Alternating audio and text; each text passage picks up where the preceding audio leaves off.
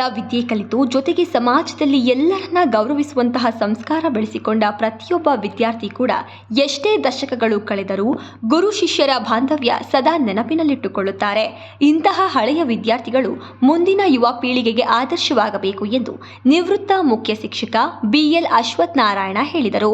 ಶಿರಾ ತಾಲೂಕಿನ ಕರಿಜವನಹಳ್ಳಿಯ ಗ್ರಾಮದ ತೋಟದ ಮನೆಯಲ್ಲಿ ಕಾಟವೀರನಹಳ್ಳಿ ಶ್ರೀರಂಗನಾಥ ವಿದ್ಯಾಸಂಸ್ಥೆಯ 1984-85ನೇ ಸಾಲಿನ ಎಸ್ಎಸ್ಎಲ್ಸಿ ಹಳೆಯ ವಿದ್ಯಾರ್ಥಿನಿಯರು ಭಾನುವಾರ ಆಯೋಜಿಸಿದ್ದ ಸ್ನೇಹಕೂಟ ಸಮಾರಂಭ ಉದ್ಘಾಟಿಸಿ ಮಾತನಾಡಿದರು.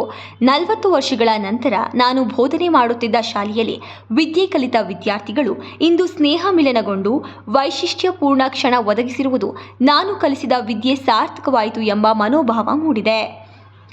ಇದೇ ರೀತಿ ತಮ್ಮ ಮಕ್ಕಳಿಗೆ ಮೊಮ್ಮಕ್ಕಳಿಗೆ ಇಂತಹ ಸಂಸ್ಕಾರವನ್ನು ಕಲಿಸಿ ಪರಸ್ಪರ ಸ್ನೇಹ ಬಾಂಧವ್ಯವನ್ನು ಗಟ್ಟಿಗೊಳಿಸುವಂತಹ ಹಾಗೂ ಸುಸಂಸ್ಕೃತ ಸಮಾಜ ನಿರ್ಮಾಣ ಮಾಡುವ ಸಂಕಲ್ಪ ಮಾಡಬೇಕು. ನಾನು ಕಲಿತ ಶಾಲೆಗೆ ನನ್ನದೊಂದು ಕೊಡುಗೆ ಎಂಬ ಭಾವನೆಯೊಂದಿಗೆ ಶಾಲೆಗಳಿಗೆ ಸಹಾಯ ಮಾಡುವಂತಹ ಹೃದಯ ವೈಶಲ್ಯತೆಯನ್ನು ಬೆಳೆಸಿಕೊಳ್ಳಬೇಕು ಎಂದರು. ನಿವೃತ್ತ ಮುಖ್ಯ ಶಿಕ್ಷಕರಾದ ರಾಜಣ್ಣ, ಜಿಕೆ ರಂಗನಾಥ್, ಮುಖ್ಯ ಶಿಕ್ಷಕಿ ಕಲ್ಪನಾ, ಶಿಕ್ಷಕಿ ಮಂಜುಳಾ ಸೇರಿದಂತೆ ಕಾಟವೀರನಹಳ್ಳಿ ಶ್ರೀರಂಗನಾಥ ವಿದ್ಯಾಸಂಸ್ಥೆಯಲ್ಲಿ 1984-85ನೇ ಸಾಲಿನಲ್ಲಿ ಎಸ್ಎಸ್ಎಲ್ಸಿಯಲ್ಲಿ ವ್ಯಾಸಂಗ ಮಾಡಿದ ಎಲ್ಲ ಹಳೆಯ ವಿದ್ಯಾರ್ಥಿಗಳು ಉಪಸ್ಥಿತರಿದ್ದರು.